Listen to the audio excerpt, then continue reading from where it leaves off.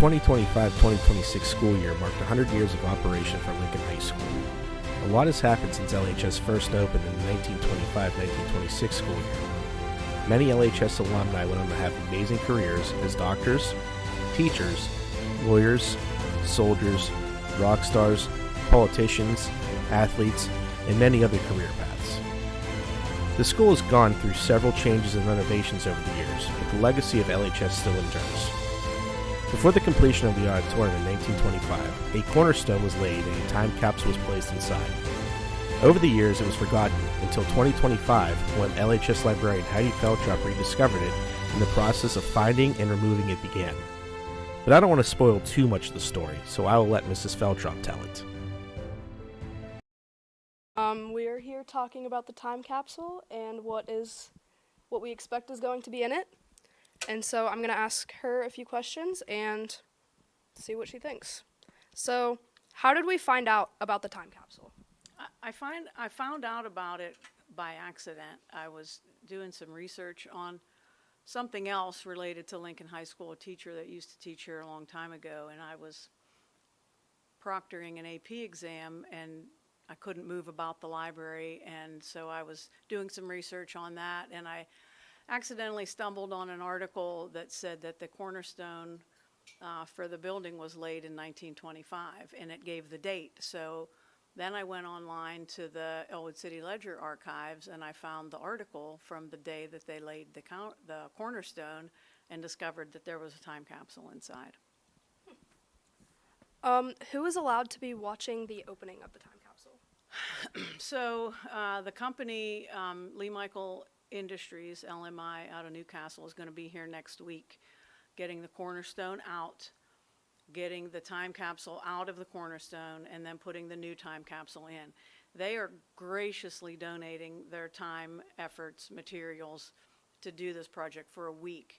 So once we get the cornerstone out and the time capsule out, we have to put the new one in so they can get everything buttoned back up. And then at that point, Dr. Anderson wants to plan like a formal ceremony where we can display and show the things that are inside of the old time capsule.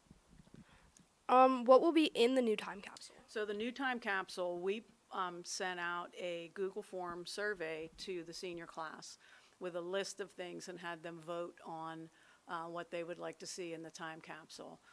So there will be a letter to the future. There will be a list of prices of current, like common goods, things that you would buy every day. A list of slang terms and what they mean.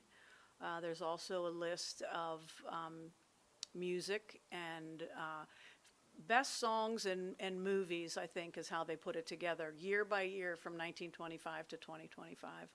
A lot of pictures of the building inside, outside. I put a picture of last year's championship football team, last year's championship golf team, a small Bible, school newspaper, 3 pennies from 2025 because they're going to stop producing pennies in 2026. So I found 3 2025 pennies. Those are going in. I got a varsity letter E that people put on the Letterman jackets. That's going in. I'm probably forgetting something, but that's a pretty good list so far of what's going in. We don't have any idea of what size vessel can fit inside of that cornerstone. We can guess because we know how big the cornerstone block is, and there's a void inside that the time capsule's in, and it needs to fit within that. What is one thing you want to be in the time capsule? A lot of the things that we put out for vote for the seniors to put in, there were many of those that were things that I wanted to put in. I think that we would like to have, a representation of things about Lincoln High School so that when this is opened, hopefully in another 100 years, they can look at it and see, geez, this is what Lincoln High School was all about and being a high school student in 2025. What do you want to find in the one that we're digging up? Well, we pretty much know what's inside because the article that was in the Ledger from the day they put it in there, it listed what was inside. And that's the other thing I forgot. We did put a student directory and a staff directory that's going to go in the 2025 capsule, and that is also inside the 1925 capsule. There is a picture of the 1925 championship football team. There's a small Bible. There are 2 newspapers from the date that it was placed, so it should be from November 30th, 1925.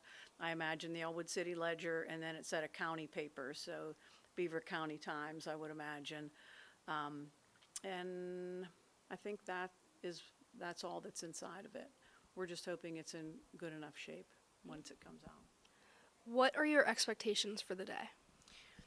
The day that they get it out of the Cornerstone, I'm not sure. I've been looking forward to it for such a long time, and it just blows my mind that the last time anybody had their hands on those items was 100 years ago, a century almost. It was November 30th, so we're short a little bit, but 100 years ago. And my expectations are that it'll be in good enough shape that we can all see it. And I want to then give it to the Ellwood City Historical Society so that they can display it and preserve it because they have the means and the know-how to do that. All right, thank you for letting us interview you. Thank you very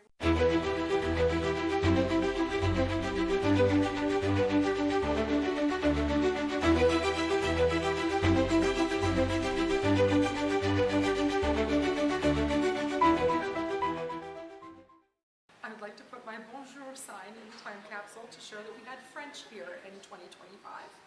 I'm Mr. Buffington. I teach 7th grade history here. As far as putting in a time capsule from 2025, I would put some technology in there. Perhaps some kind of thumb drive, whatever.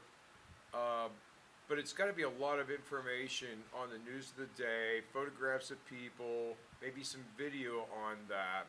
Because in 100 years, there's still going to be people that collect old technology. So if it's packaged correctly and if it has the lifespan, then I think that would be one of the best things to put in there. Paper articles rarely ever survive. Metals do if they don't oxidize. So anything gold would be fine, some silver, but you know, you have to take into account what's survivable from 100 years from now. Are they going to be able to read it? Are they going to be able to retrieve it? So looking at time capsules that I've been involved in the past, what we're going to find, half of it might be ruined, half of it might be still stable. But, you know, as the years go on, it's probably best to pick something that is more permanent, that will stand the test of time. I think I would like to put something from when I was a student here, so something from 1992, and then something that I have now as a teacher and a mom. I think that would be really neat to see those two things together, and then maybe a letter to future generations, because my students write letters to future selves. So I think that would be a cool circular tie-in. I would put an air conditioner in the time capsule. We need them. If I could put one thing in the time capsule, it would be my Donnie Iris Ellwood City hot dog shop cup, or I'd also put a laminated picture of the group of ECTV members that were here for the year they found the time capsule. And I think for the time capsule that would change would be the American flag. American flag, A yeah. can of SpaghettiOs. Oh, I would put my my earrings in the time capsule. Oh, I put my necklace. Music. I'll put Steel Brainrot in a time capsule. I would put in a Roblox gift card. I would put in a resin made like an actual McDonald's hamburger in a resin box with like a $100 bill on it with a note that says "Eat this in 100 years." I'd put a Game Boy. Probably one of the books that I grew up with, or like a diary that I wrote in when I was younger. If I could put anything in a time capsule, I would probably put a diary, a notebook full of like slang or terms that we use in this day, and probably like a book that I've read or like my favorite book ever. Uggs, a diary, I don't know, oh, and a walla. Chair. Probably a modern day shoe. A what? A modern day shoe. A shoe? What kind of shoe would you put? Like a Nike shoe.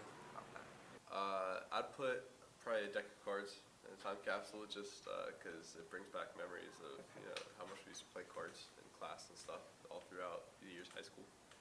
I would put a modern day phone in there, just to show what we used to talk with and communicate with when we were our age. I would put in a senior class picture. I would put a yearbook. One of our Chromebooks so they can see what we used to work with. I would probably put a basketball or pickles in the time capsule. I would put in the senior shirt we get at the end of the year. I'd put a book from our days to see if they've changed over time. A yearbook. Picture with the number 35 on it. A volleyball or a pickle. I would put my softball bat. We put a paper with 6-7 on it. I would put drumsticks, because I play the drums, and probably like a cell phone. I would put like a map and like maybe like a history book. You would put math homework. I would put clothes and jewelry. I would put technology, like phones and computers.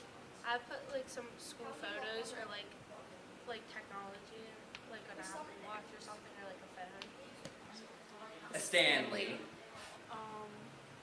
My Gorilla's Plastic Beach CD. $1. Probably the signatures of all the present teachers. A box of candy. An Apple product like iPhones, an Apple Watch, or something like that.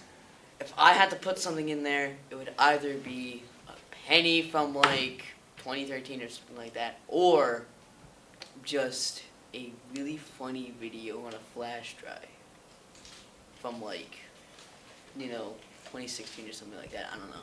It would probably be a bunch of memes. Yeah. All the memes from this year. WCW. I'd put like a Labubu or something something that's a meme. I'd put a printed out list of all me and Tessa's quotes from over the years that nobody would understand except for us. I got another one. 67 mangoes. I'd put the old time capsule in the new time capsule. Old time capsuleception up in there. If I could put anything in a time capsule, I'd probably put a game from this century. One of the more popular ones, but older because all the new ones kind of suck. A picture of a Wolverine paw. I'd put like an old book, maybe like Diary of Anne Frank or something like significant. Cool books. The Great Gatsby. 10 out of 10 book. Love that one. Okay. Then I would probably put like all the group photos from ECTV in there, and like a yearbook maybe, I guess. I don't know. I'm putting my homework in the time capsule. LMI Industries graciously donated their time to help retrieve the time capsule. On September 29th, 2025, the first bricks were removed, and we all anxiously awaited the removal of the time capsule. Unfortunately, we were unable to locate it on that day.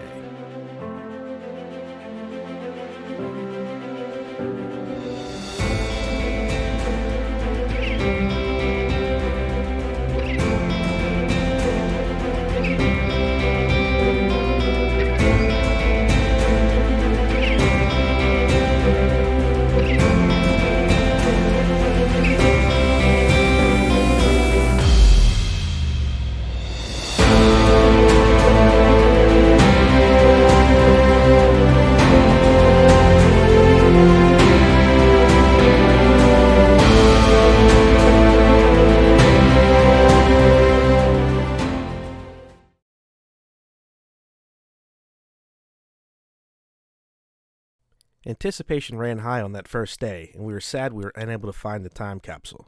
But we weren't quite ready to give up on the quest to find the time capsule.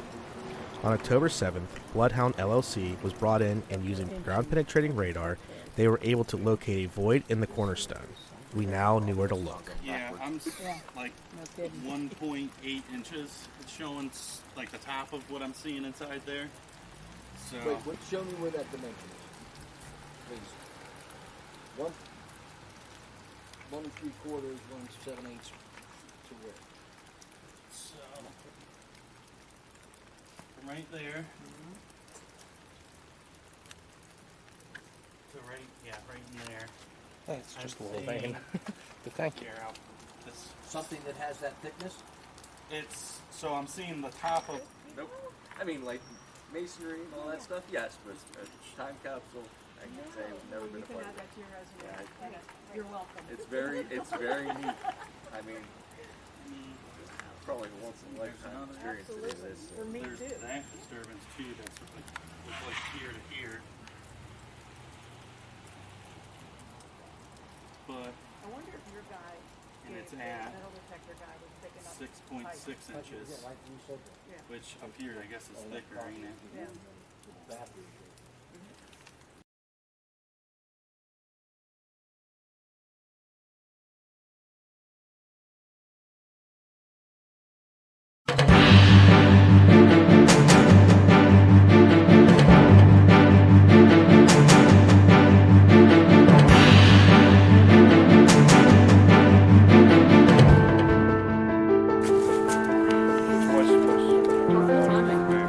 Yeah, I know, seriously.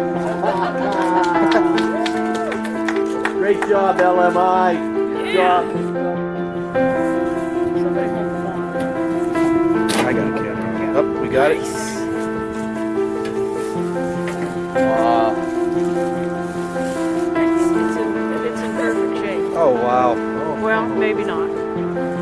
Pretty good, though. Okay, there's a Bible in there. Can you get down in there? Yeah, I'm good. Yep, perfect.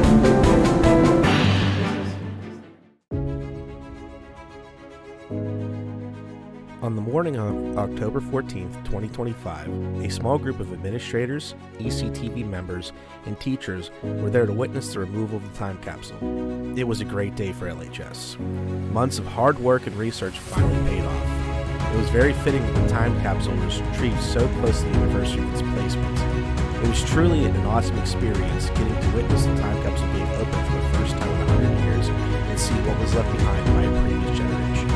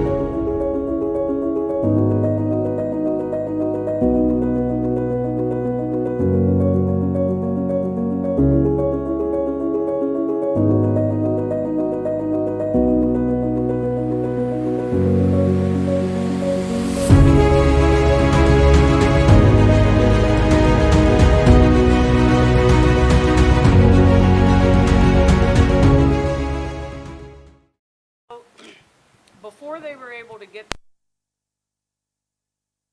the box out, they pulled these papers out. And I was really surprised at how well they held up, because they were underneath this box and on brick. So what they appear to be are tardy slips. So like if you rolled into school late and you needed to have one of these slips signed by the lady in the office to get you into class. And on, it seems to be 3 different slips, maybe 2, kind of disintegrated. But on this one, there's some initials And there's some writing that's here that's too faded to make out. But it, for the date, it has 192, so it would be 1925. And also at the top, it says Ellwood City High School, because that's what it was called before they named this building Lincoln High School. And that was put to a vote. And the students decided that the new school was going to be called Lincoln High School. And when this school opened in the fall of 1926, it was for grades 7, 8, and 9. And grades 10, 11, and 12 still went to the Central Public School, which is on the corner of Lawrence Avenue and 6th Street, where the municipal building now is. So these slips from Ellwood City High School, I'm sure came from Central Public School, because they weren't having school in session here because they weren't finished building it yet. But I thought it was neat that these were underneath the box, between the box and the bricks. So we pulled this out of the cornerstone, and I was surprised at how big the box is compared to how little was inside. And I think that the box was created this size because that was the size perhaps of the opening that was in the cornerstone, so that they made the box to fit the opening in the cornerstone, and that what they put inside was all they put inside. So the box is made of copper, as was customary apparently when time capsules were being made. And inside, this is exactly, or pretty close to it, how we found it when we took the lid off. The newspapers being on top and the Bible on the bottom, as well as 2 scrolls on the bottom. The newspapers are supposed to be the first thing to disintegrate. And in our case, the newspapers are the best. They held up the best out of everything that's in there. So this is the Newcastle News, and this was from the Saturday before. So the day that they did this was a Monday, November 30th, and this is the Newcastle News from Saturday, November 28th. I went online and read this whole paper, and there's nothing mentioned about the cornerstone, and I had to go to December 1st of the Newcastle News to find a little article about the cornerstone being laid. So we knew the Newcastle News was going to be in there. It said 2 newspapers, a county and a local. So I knew the Newcastle News was going to be in there, and I assumed the Ledger from the day the cornerstone was laid, because that's what the article told us. However, there's no date on this paper. The article from the Ledger in 1925 also said that there would be an essay on the current state of high school education. And I thought, well, maybe that's what one of those scrolls inside is. However, that's what this whole section of newspaper is. The whole section of this newspaper has to do with the school system. There's an artist rendering of what the school's supposed to look like. Very different at the auditorium end. Shows a picture of Central Public School. And the whole paper, modern structures, our high school, its functions and opportunities. High school education is invaluable. Our schools are a great advertisement for the city. And then on the inside, it talks about who were the builders of the school. It names builders, who were the administrators. I think there's a thing for blank concrete in here. Yeah, blank supply company is important asset because of materials and service. So they supplied the concrete. So, like I said, the newspapers held up the best. The Bible probably wins second place, but it's pretty rough. The inside is very decent. The binding, it has come off of the cover. The cover is leather. And you can see there's a lot of mold and dirt. And this has to be professionally handled. This isn't anything that we're capable of restoring here. So, and the worst of everything is these two scrolls. I believe this one to be a staff directory. I'm not confident, I mean, I'm not completely sure, but I think that this is a staff directory. And this, very delicate, this has like a linen backing on it, and I think that this is a picture of the 1925 football team. There appears to be string around this one end, tied tightly. And I'm wondering if by the disintegration at this end, if there wasn't string around this end also, and that's what caused this part to fall off, because there's pieces in here. I'm afraid to take the ribbon off and open it up, because professionally, I think we need to have somebody look at that knows what they're doing. And so I've reached out to a few different people and hoping to hear back as to what we can do before we can get it over to the Historical Society. So Mr. Gabus has arranged through a friend of his to create a box this exact same size, and all of the things that I have gathered for the new time capsule will go inside, and they will fit for sure. So, and then as soon as we get that box made, we'll put the stuff in and then get it back into the cornerstone and seal it back up. So you guys will have to be on tap for that as well. And then we will, as soon as we can figure out some sort of preservation for these things inside, we want to be able to share it with the public. But I don't want to handle the things any more than is absolutely necessary.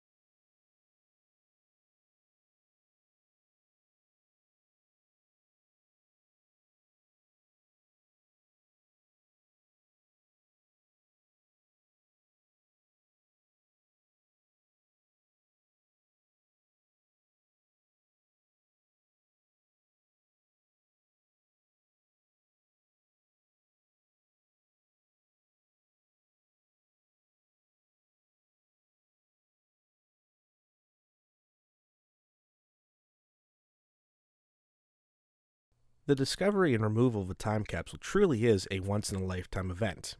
It was decided that we would celebrate the 100th anniversary of LHS on November 25th, 2025 by showcasing the items recovered, introducing the new time capsule that would take its place, telling the story of LHS and the time capsule, and being honored by local politicians. It was really a great day to be a Wolverine. Students, staff, and honored guests, this is truly a very special assembly.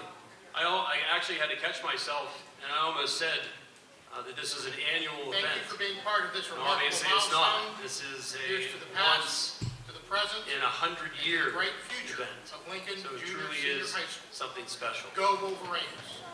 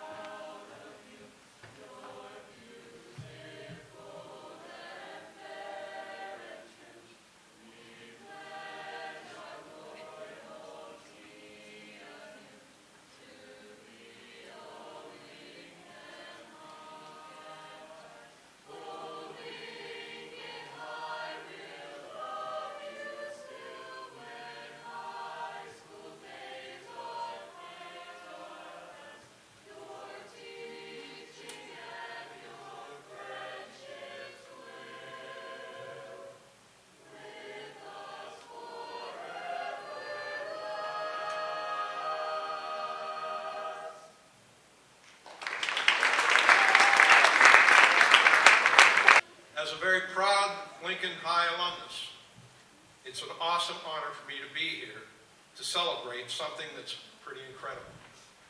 100 years of Lincoln High School. And no, neither Mr. Gavis nor I were here when they actually put the time capsule in there. But today, I return to dear old Lincoln High because it's officially older than Wi-Fi, color television, and most of your grandparents' dancing moves. When originally the time capsule was placed in the cornerstone in 1925, the school board didn't know what to call the school. It didn't have a name. So they decided to let the students pick the name by a vote. The students nominated some names, and these were them. Excelsior High School, Penn High School, Lawrence High School, and one student even suggested the Normal High School. Now I want you to imagine that somebody said, well, where do you go to school? Well, I go to Normal High School. Really? Thankfully, the students back then had very good taste, and Lincoln High School was chosen by 180 votes. But the naming drama didn't stop then. You see a picture over here of the 1925 football team that was put into the time capsule, the original time capsule. They weren't the Wolverines. They were called the Blue and White Men. Now, that didn't work for the girls' basketball team. And although it's very colorful and catchy, it kind of sounds like a laundry detergent. So they decided they needed a new name. So in 1935, they held a mascot naming contest, and ideas were thrown around, and finally the name Wolverines was selected. The winning entry was awarded season tickets to that year's football games. Unfortunately, he was the team's fullback. Didn't need tickets. These walls could talk, and thankfully they can't. This building has seen it all. World wars, moon landings, bell bottoms, and the computer-generated intelligence. But through every decade, one thing has stayed the same: the spirit of Lincoln High School. It's in the laughter, in the hallways, in the friendships that last a lifetime, and in the teachers who somehow always knew when you didn't do the readings or you used AI to write that essay. Now, a school doesn't get to be 100 years old without having a legacy. And Lincoln has produced it all. Where you sit right now sat authors and actors, doctors and dentists, lawyers and laborers, scientists and salesmen, teachers and truck drivers, and many others. Lincoln has proudly produced the first female Pennsylvania Supreme Court Chief Justice, a world-renowned scientist who is changing the way we understand matter and therefore our understanding of the universe. Legislators who have made laws at both the state and federal level. A Roman Catholic bishop who is bishop of one of the largest dioceses in the United States. And among the many from Lincoln High School who served their country and who paid the ultimate price, a nationally recognized hero who was awarded the Medal of Honor for his conspicuous heroism. In other words, Lincoln grads have gone on to every corner of the world, from hospital rooms to classrooms, from office desks to mechanic shops, from making movies to forging steel, all carrying a little piece of Ellwood City with them. 100 years of students walking these halls, running late to class, trying to find excuses to take the elevator so they didn't have to walk up to the third floor. That was one of the things I tried to do. Through it all, Lincoln has been more than a building. It's been a community, a place where friendships start and where talents are discovered. Today we celebrate all of it: the legacy, the laughter, and the growth. And the next chapter that you are writing right now. So as Mr. Barabido stated, the school was built, or they started construction in 1925. On this property, before they built the school, sat the Lawrence Hotel, Ellwood City High School staff at the corner of 6th and Lawrence in the old Central Public School building. And in October of 25, as Mr. Morabito stated, Ellwood City decided to name this building Lincoln High School. And on November 30th, 1925, almost 100 years ago exactly, in 5 days, a grand ceremony was held right outside. And speeches were made, and the choir sang, and pastors from 2 different churches were here to pray for blessings on the new building that was to be built. And Mr. Samuel Wilkinson, who was the chairman of the building committee and vice president of the school board, was set to apply the mortar on the cornerstone for this grand building. So fast forward almost 100 years to May of 2025, and Mrs. Briggs brings to me a dictionary. That dictionary is sitting on the table in front of me. That dictionary she found in her classroom as she was boxing things up to prepare for construction last summer. So she asked me if I wanted it, and of course I wanted it. Who wouldn't want a 1935 dictionary? So in opening the dictionary, I noticed there was a name inside, Miss Cresswell. So I started doing some quick research, looking through yearbooks, and in short order, I discovered that Miss Abigail Cresswell spent her whole life in Ellwood City. She graduated from Ellwood City High School in 1922, and then upon graduating college in 1926, was hired as the district's first paid substitute teacher. The following year, she was hired as a junior high English teacher and part-time librarian. And she taught English behind these walls for 39 years before finally retiring in 1965. And in researching Miss Abigail Cresswell, I happened to come upon an article in the Ellwood City Ledger, and that's what's on the screen there. And the article was from November 30th, 1925, and it talks about the very ceremony, cornerstone laying ceremony, that I just described to you. And in the article, it states that items were placed inside the cornerstone. Items that would give people an idea of what student life was like in 1925, picture of the championship football team, a Bible, staff directory, county and local newspapers. And I went back and read that paragraph over again, and it said articles placed inside. And at that point I knew that there was a time capsule inside the cornerstone. So I printed a copy of that article, and I marched it upstairs to the one person in this building that I knew could help me get the cornerstone out, because that was the only thought I had once I read that article was, I want to get it out. So enter my friend and colleague, Mr. David Gavis. Thank you, Ms. Feltrup. And how about a big round of applause for Ms. Feltrup?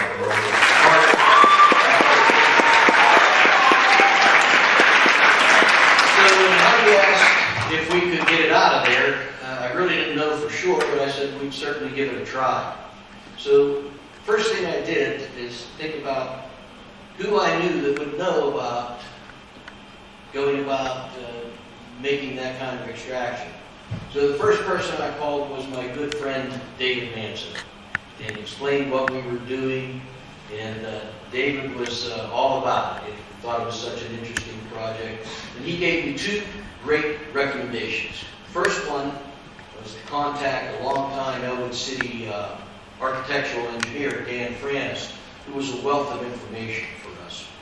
And then David suggested that we contact LMI, Lee Michael Industries. You can see their banner there, and their slogan, they really live up to that slogan. Quality workmanship from honest, dependable people at a fair price. Well, the price was so fair we couldn't resist it. They donated their entire time, materials, and labor to do that for no cost to the district. And let's give LMI a big round of applause.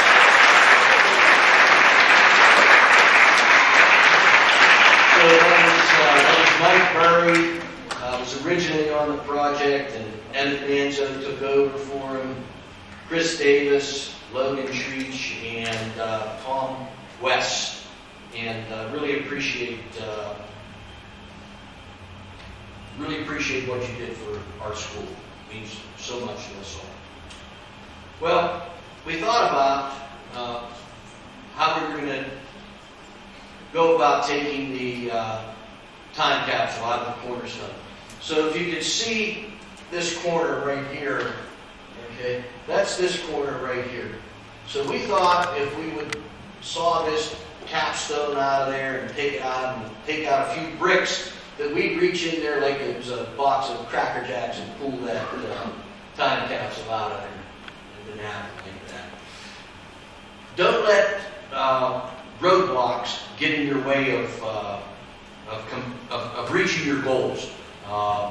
Obstacles are put in your place sometimes not to dissuade you, not to prevent you from reaching your goals.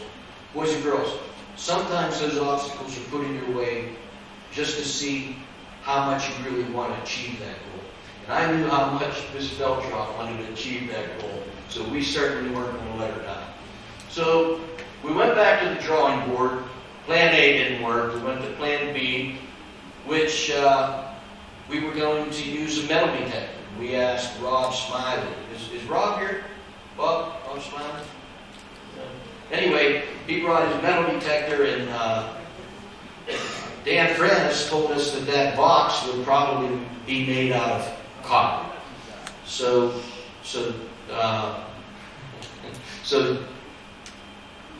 Bob Smiley set up his metal detector and got a reading for copper somewhere in there, but we really weren't sure exactly where that time capsule was, and we didn't want to go chewing up the rest of this block like we did here. We wanted to have a little better plan. So we hired a company that used ground-penetrating radar, Bloodhound LLC, and they sent us a technician, Blake Anderson, and he had, it looked like a toaster, okay? And it sent radio waves, high-frequency radio waves, into this big chunk of light. This is 3'6" by 26 inches high by 18 inches deep. So when the signal would bounce back, if there was any difference, any anomaly, if there was a void in there, if there was some metal in there, it would send back a different signal, and the probe would create an image. And that's what we did here. And we found that right at the bottom of this cornerstone, there was a void, and there was something metallic in there. So this stone right here, this capstone, is this stone right here. And so, and compared to the cornerstone, which is 18, it was only 3 or 4 inches thick. So we cut that thing out of there, and then we turned Chris Davis and Logan Treach loose with saws and abrasive saws and hammers and chisels and drills, and all of a sudden they had this out of there. And it was Chris that reached up in there, and that you could hear that metal sound of that can ringing around. We got really excited, and the rest is history. I'll let Ms. Beltran finish up with what happened after that.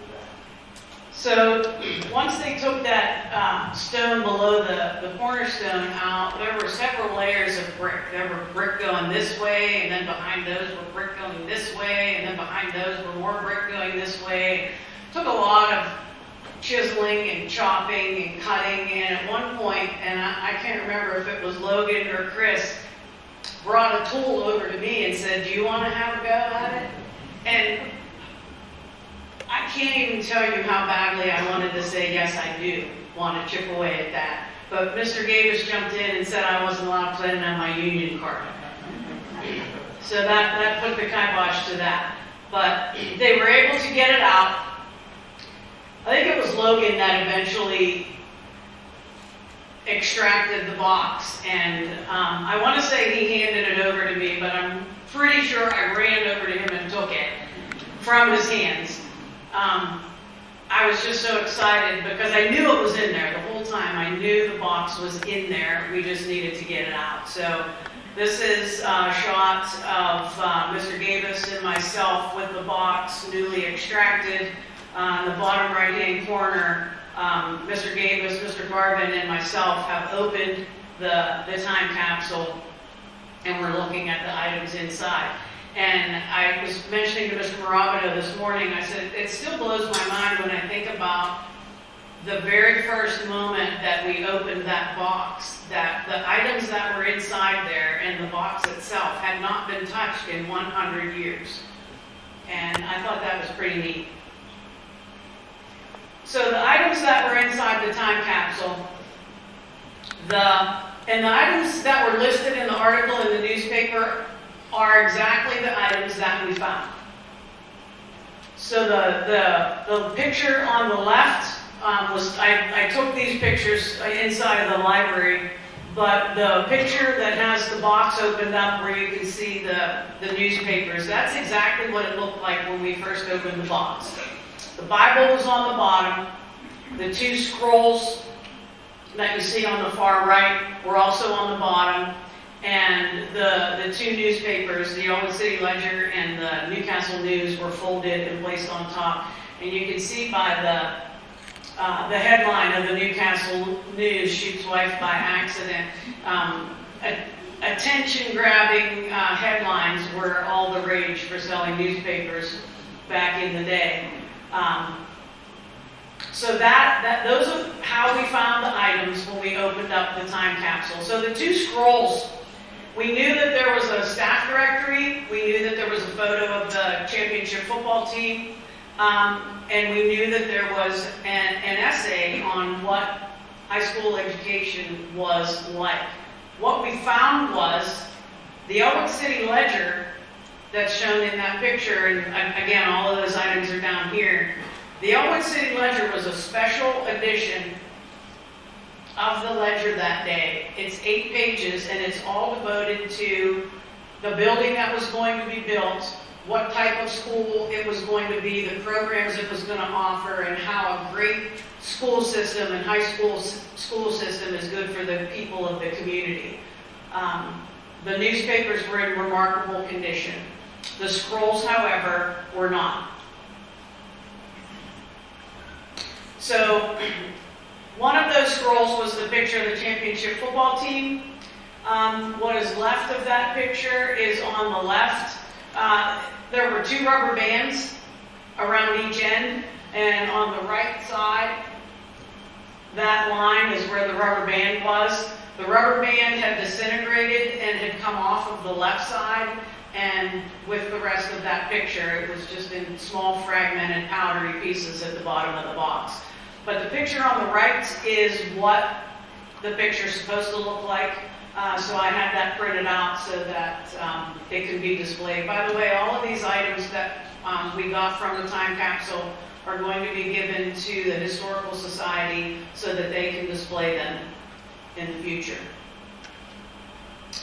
The other scroll that was in the time capsule was 4 sheets of handwritten paper, and it's a staff directory of all of the buildings. So it lists the administration, it lists the school board members, it also lists the architect and the builders of the building, and then it goes on to list the teachers at each individual school. The high school teachers, which again, this building wasn't here, so it was the Central Public School building down on 6th and Lawrence, West End School, Circle School, North Side School, Hartman School, and then it also lists the janitors that were responsible for each building. So we decided that once we got this time capsule out, that we better get one put together to place it back inside the cornerstone. So we started to work on that by asking the senior class to vote on items that would be placed inside the cornerstone. And this is a picture of what's going in the cornerstone. All of those items are on that table. I have several photos inside and outside of the building. a small Bible, a pocket, Declaration of Independence and Constitution, photo ID cards from Mr. Gavis and myself from last year, of course. Varsity Letter E, local author Mark Barnes wrote a series of books called Ellwood City Then and Now. So it's a set of 4 books that he gave us to place inside of the time capsule. And Mr. Gavis's cousin, Pete Zingaro, created our new stainless steel box, and Mr. Gavis and myself etched our names with Dremel on the inside of the lid for posterity's sake. I have 2025 pennies because they stopped minting pennies this month, as well as a 1925 penny. So these are the items that are going to be placed inside of the cornerstone.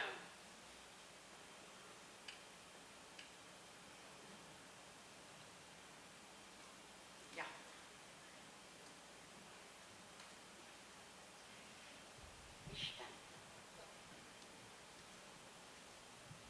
Got it. Thank you. Apropos, thank you. I want to thank the Ellwood City School Board. The school board and our administration has been on board with this from day one. Dr. Shipley, Dr. Anderson, our whole entire school board from the time that we decided we wanted to try to get this out. The school board and the admin was behind us 100%. Lee Michael Industries, we could not have done this without you folks. So thank you very much for your hard work. Bloodhound, exactly where that blue rectangle was that he painted on that square, that's exactly where they found the box. The Ellwood City Historical Society, thank you all for coming and taking a part in this as well. As I said, I'm going to deliver these items to you tomorrow, and so you guys can display them. ECTV and Mr. Burkhart for filming this and taking tons of pictures from the outset, from when they were trying to get the stone out originally, to Bloodhound, to they were there from day one, and they're here again today. And to the members of the community that have joined us today, thank you so much for coming and taking a part in this. It's kind of like a personal thing for me. I've been so embroiled in this since May, so I'm thrilled to death about it. And I hope some of you are as well. But thank you so much for coming and sharing this with us. I appreciate it. Good morning, everyone, and welcome to the assembly here. I'm glad to be invited today to your assembly. Never done one of these before. Been in office for a number of years. This is a very exciting time to come and actually open a time capsule like this and everything. And when I was invited to come, I was thinking of something we could put in the time capsule. So I got a friendship pin. It's a Pennsylvania flag and an American flag together, and I have it from my office in Harrisburg. And it's a USA and a Pennsylvania pin. I'm going to give it to Mrs. Veltrop here to put in the time capsule if you wait to do that. And I also have a letter here that I wrote from the Senate of Pennsylvania with my letterhead and everything here. And I'm going to, if you don't mind, I'll take just a second to read this here. It says, "Dear friends, the Pennsylvania Friendship Flag pin is symbolic of the joint pride we share for our Pennsylvania roots and for the American values we share as a nation. 2025 marked a century since the last time this capsule was opened, a capsule filled with treasures and mementos of simpler times before our nation propelled itself forward with a plethora of societal advancements. Even though these 10 decades, which included many wars and conflicts, even 3 global pandemics, our love of our neighbors, communities, and country prevailed and remain as our core values. To those reading this now, in the year 2125, it is my sincerest hope that we as a Commonwealth still embrace and showcase what our businesses, industries, farms, etc. have to offer, and our country continues to stand unified and promote our continued contributions for all Americans. May this pin still be recognized and worn with pride. Sincerely, Senator Elder Vogel, Jr. Hey, we put together a citation for Ellwood City and for the school being 100 years. I'm not going to bore you with that and read that, but what I would tell you is I'm 41 years old, which means I graduated high school way too long ago. I was asked where I went to school. I'm a Union Scotty. We used to come down here and play sports and get beat pretty good by Ellwood City, so that wasn't that fun for me. But one of the things that you'll look back on in high school is, hey, here are things that were different. And I kind of look back at some of the things now, and I'm like, geez, how significantly different is that? But, you know, you look at the things that happened 100 years ago, you guys have a really cool thing. And you guys will always be part of the group of people that were here when Lincoln turned 100. So take that, enjoy it, something you guys will tell your kids, something you guys will tell your grandkids. And I know that's not even on your minds right now, but we'll present this here, and you guys can keep this here in Ellwood City. So, Mike, actually, you want to come up? There you go. But thank you guys so much for having me up, for letting us come here, and looking forward to seeing you guys all out there. Continue to work hard. You guys are doing a great job, by the way. Your test scores are up. You guys are working hard. I talked to your teachers. You guys are doing a fantastic job. So keep up the great work. God bless you. Good morning, everyone. This is the letter that we'll be going in the time capsule. Dear Lincoln High students, class of 21, 25, and beyond. Hi, everyone. My name is Mia Meredith. I'm currently a senior at Lincoln High School in the class of 2026, and I'm honored to be able to speak to you today. Even though it is through a 100-year-old letter, and the world as I know it is most likely drastically different from the world you are experiencing. It is difficult for me to fathom, as I write this letter, that it won't be read until the time everyone I know, including myself, are deceased. Which may sound depressing, but it encourages me to appreciate each moment and not take it for granted. This is the first piece of advice I wish to share with you. Appreciate the little things in life, and don't get carried away in the chaos of one moment. Instead, be grateful for the fact that you get to live in those moments, and choose to control what you can while letting the rest be. By no means am I saying it is easy, but it is up to us to respond with a positive outlook, because whoever you are young, capable of accomplishing great things, and have a future in front of you, which all depends on what you decide to make of it. In the process of bringing myself to write to you all, I kept asking, what should I say to people who are 100 years younger than me? What if they don't understand what I'm trying to tell them? Or what if they would rather be doing something else with their time than reading this? But I'm confident you are curious to hear the words that I feel portray what it means to be an Ellwood City Wolverine in 2025. Writing this letter reminds me that sometimes the best things we do in life happen when we step outside of our comfort zones. It takes courage to try something unfamiliar or intimidating, but growth never comes from staying where you feel safe. It is often the leap of faith that teaches us the most. Do not shy away from the unknown, because it may just become the thing that shapes you most. And that, in part, is why I'm writing to you now. By sharing these words, I hope you get a glimpse of who we are and who we hope to become. As I think about all of you and how different your lives must look from mine and my classmates, I realize that there is at least one thing that connects us across this 100-year gap, and that is the spirit and legacy of Lincoln High School itself, which began long before me and continues with you. We are continuing a tradition that was started in 1925 when LHS was founded, which to you probably sounds like forever ago, but to me, fellow classmates, and teachers is just a century. Inside this capsule, you will find items that capture our everyday lives.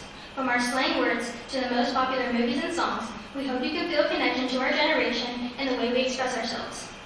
These pieces of our lives may seem small, but together they represent our culture, humor, energy, and dreams, which we hope inspire you. Lincoln has always been more than a school. It's a reflection of Ellwood City itself. Being a Wolverine is about more than having a mascot for sporting events and convincing your teachers to walk to National Grind and get an iced latte during class. It means walking through the halls where nearly everyone knows your name. And if they don't, they know your siblings, parents, or grandparents, because Ellwood is the kind of town where generations of families stay rooted. Being a Wolverine means the entire town gathering at Hellman Stadium on Friday nights to cheer for our teams. It is belonging to a community that pushes us to grow, to support one another, and to carry forward the pride of Lincoln High School. I imagine that even 100 years later, you are still discovering what it means to be a Wolverine, adding your own stories to the legacy that began nearly 2 centuries ago. As you look through the items in this time capsule, I hope you see not only who we are, but also how much we believe in the future and in you. Like all places, Lincoln High School has faced its fair share of hardships. When our class was in 6th grade, we went through the challenges of the COVID-19 pandemic. where we were sent home on March 13, 2020, and continued school by learning through Google Meets and online classes through 2021. COVID instilled fear in not only the students of Lincoln High School, but across the world. Witnessing the millions of deaths from the pandemic taught us that we must value the time we have with the people we love, because nothing is guaranteed. It made simple things like seeing our friends, playing a sport even though we had to wear masks, and getting to go to school a privilege instead of a chore. We are very thankful to be back in the building, even during the current renovation. For the past 2 years, we have been learning through the sounds of sawing and sudden banging, the sight of tangled wires and large pipes in the ceiling, and the normal occurrence of passing by a construction worker in the hallway. I suppose you could say we are preparing the school for you to enjoy. Through these disruptions, what has kept us grounded are the traditions that bring us together as a school. I can't help but wonder, do you still gather for pep rallies, especially before the homecoming game? Do you still take a senior class trip to Cedar Point before graduation, or have the foreign language Olympics where Spanish, French, and German classes compete? Do you still have the Christmas Classic volleyball tournament and laugh about the atrocious techniques of your peers, or watch the sunrise together on the first day of school senior year? Maybe your traditions look different than ours, but I imagine the joy behind them feels just the same. Although the years may change the faces of those who walk in the halls, the traditions that we carry on make sure that the heart of Lincoln beats the same, intertwining all who pass through its doors. By carrying the legacy and joys of those who came before us, we are inspired to live fully, connect deeply, and treasure our time in this community. So, remember to embrace each moment, chase the dreams that tug on your heart, and never take for granted the privilege of being a part of Ellwood City. Even though a century separates us, we are bound by the same walls, the same halls, and the same spirit of Lincoln High School. No matter how much time has passed, one thing remains true. Once a Wolverine, always a Wolverine. P.S. I wish I could meet you all. I bet each and every one of you is amazing. Maybe we would have even been friends. With Wolverine Pride, Mia Meredith, class of 2026. Okay, when Ms. Feltroff and Mr. Davis were putting together the new time capsule, they asked me to write this essay for students 100 years from now to give them a better understanding on the present system of high school education in the year 2025. A young woman walks through the doors of Lincoln Junior Senior High School at 7:25 a.m. on a chilly Monday morning. As she enters, a teacher scans her through the open gate weapons detection system. After she is cleared, she heads to the cafeteria to grab a free breakfast and review her biology notes for a test she has later in the day. There are students at the tables all around her, some also studying, others checking their phones for the latest social media updates, and a few carrying on early morning conversations. All of these students will leave the cafeteria, head to their first period classes, and navigate their way through a day filled with engaging lessons in a variety of subjects. While the names and faces may change, generations of students across this country attend high schools that were formed with the intention of preparing young people for civic life in either the workforce or higher education. American high schools could be classified as comprehensive institutions offering academics, career education, arts, athletics, and extracurricular activities. But because schools are governed by locally elected school boards and funded through a mix of local property taxes and state and federal support, there is often a substantial variation in resources and opportunities across communities. No matter where they are located or whom they serve, high schools confront common pressures. Accountability tied to standardized testing and debates over curricular content. To meet these challenges, high schools have expanded advanced placement offerings and dual enrollment partnerships with colleges, and prioritize career pathways that are designed to increase college and career readiness. Even with these measures in place, equity remains a central challenge. Student outcomes still correlate strongly with neighborhood wealth, local tax bases, and district-level priorities, leaving some young people with abundant options and others with limited support. Controversies that shape today's high school landscape include what should be taught, how history and social issues are presented, and the extent to which parents and government should influence our curriculum. Discussions about book bans, gender identity, and the role of diversity, inclusion initiatives have sparked heated arguments locally and across the country. At the same time, disputes over whether standardized testing accurately measures learning or unfairly narrows the curriculum remain unresolved.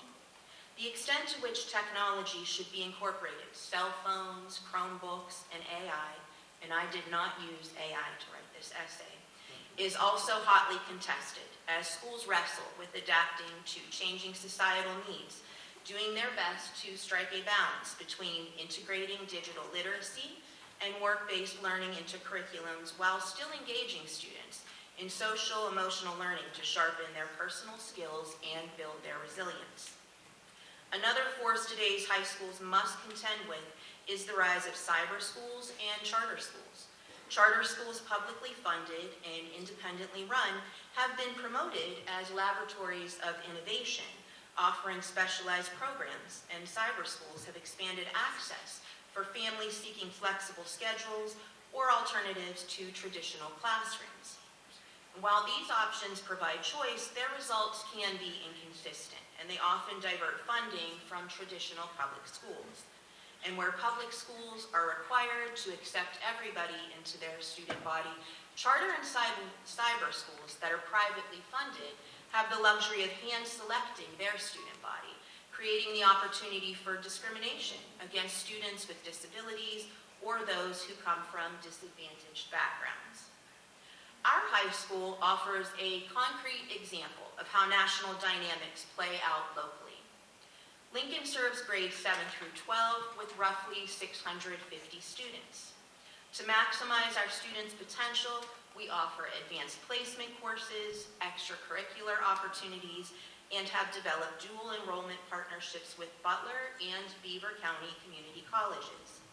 According to the National Center for Education Statistics, we graduate over 90% of our students, and standardized testing shows a mixed academic proficiency, with students generally testing stronger in reading than in math.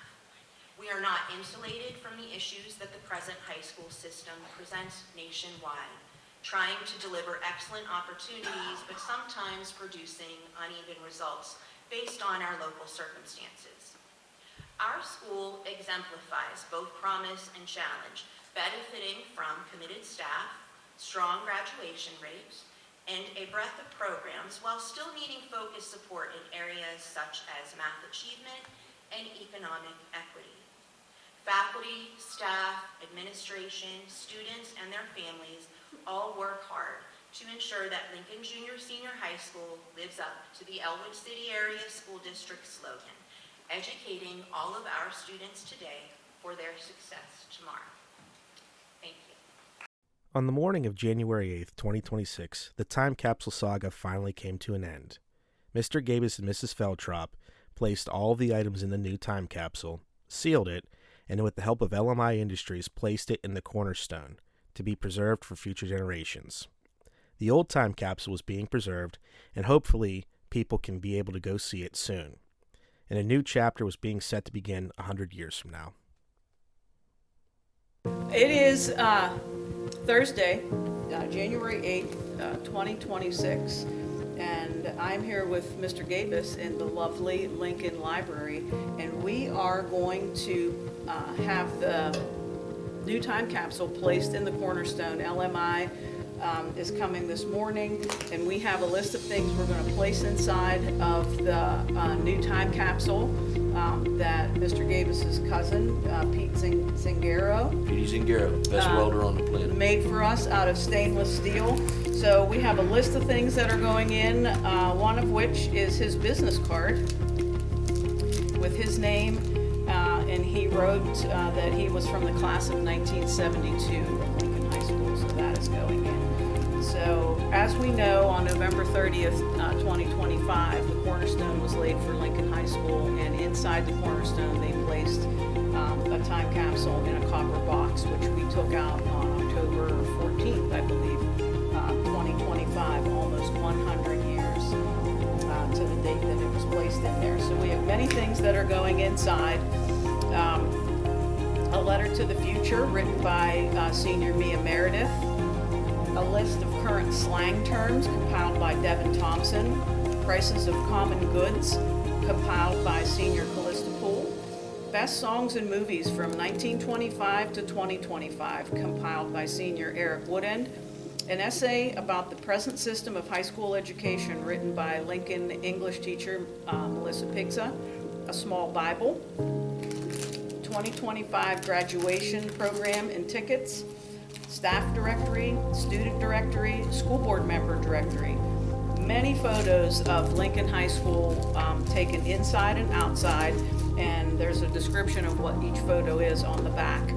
A letter about the time capsule that was placed inside the Statue of Liberty that Mr. Gabus did when he had it refurbished in 2022. Local grocery store flyers, school newspaper. I have 3 2025 pennies and 1 1925 penny inside this little vial because the last penny was minted on November 12th, 2025. I have a set, a 4-book set of Ellwood City Then and Now, written by local author and historian Mark Barnes. I have faculty ID badges of myself and Mr. Gabus. A Prom Promise keychain and a varsity letter E. An aerial map of Ellwood City. Patches from Ellwood City School District Police. A pocket copy of the Constitution. Mr. Garvin's iPhone from 2012 to 2015 with charger. 1906 copy of The Perfect Tribute by Mary Raymond Shipman Andrews. And a lapel pin. It's a friendship pin with the Pennsylvania flag and the United States flag that was presented to us when we had our 100-year celebration in November, presented by Pennsylvania Senator Elder Vogel. So we are going to place these items inside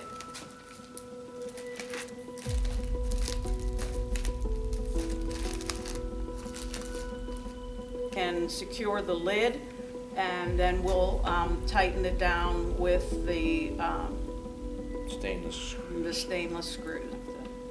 I'll set this over here on this. So this has been a super fun project,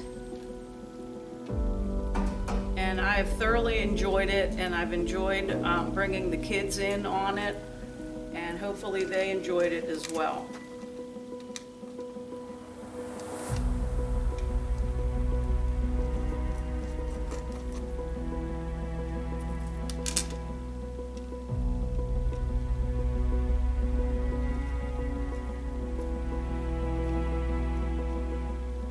Didn't this unveiling of the time capsule also make it in the EllwoodCity.org top 10 It things did. of It made it 2025? number 8. There were the Ellwoodcity.org did top 10 stories of 2025, and our time capsule project unveiling came in at number 8. I thought it would be a little higher than that, but What did they have that was more significant than this?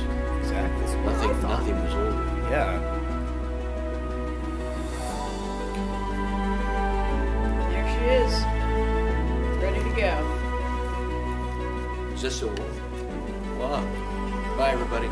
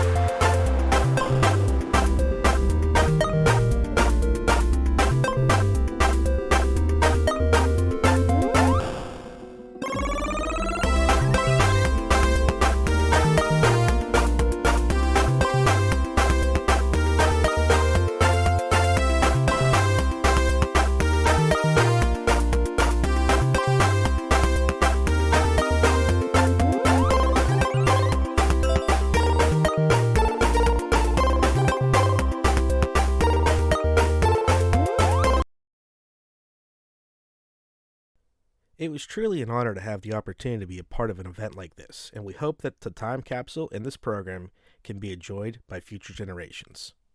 Thank you for watching.